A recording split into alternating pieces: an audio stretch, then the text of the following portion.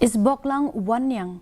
a young boy who suffered severe injuries on his hand due to an electric shock incident 5 months ago at Langja village, West Khasi Hills, has now received financial assistance through a cheque of rupees 1,50,000 from the office of Mepdcl Nongstoiñ. The HYC West Khasi Hills District and the HYC Mulyang Circle expressed their happiness and gratitude to the executive engineer of Mepdcl, the SDO and the entire office for their efforts in providing aid to the boy. So,